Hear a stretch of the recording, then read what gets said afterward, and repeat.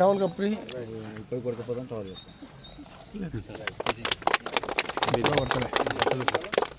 Bus పెట్టి తీసుకుంటా అందరూ ఒక తీసి వాడదాం వాళ్ళు వచ్చి చెప్పింది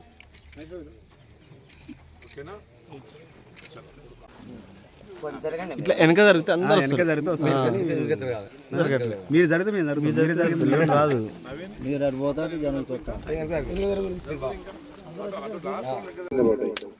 6,000 చొప్పున ఎకరానికి.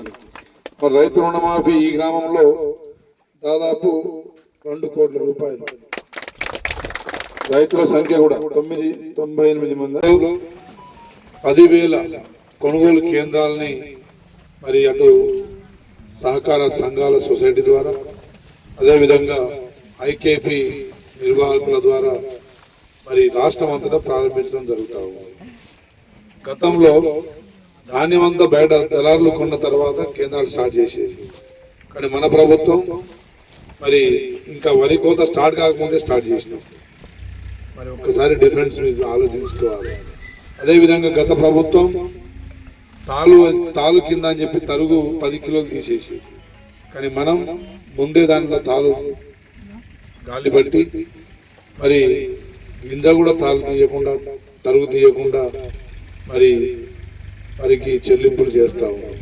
గతంలో 6 నెలలు పట్టేది రైతులకు ఖాతాలో అమౌంట్ పడితే అమ్మిన తర్వాత. ఈరోజు వారం రోజుల లోపే ధాన్యం అక్కడ చేరిన తర్వాత వారం రోజుల్లోపే మీకు గిట్టుబాటు ధర 2,230 20 రూపాయలు వారం రోజులు పడుతున్నాయి. ఇంకొక వారం 10 రోజుల్లో బోనస్ అమౌంట్ కూడా ఇవ్వబోతుంది వేసేస్తుంది.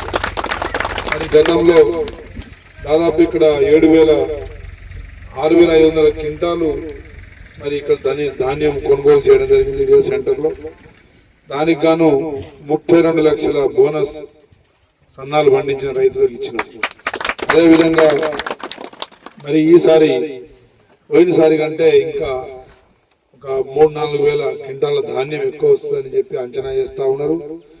మరి తప్పకుండా 11,000 క్వింటాలు రావచ్చు అనుకుంటున్నారు.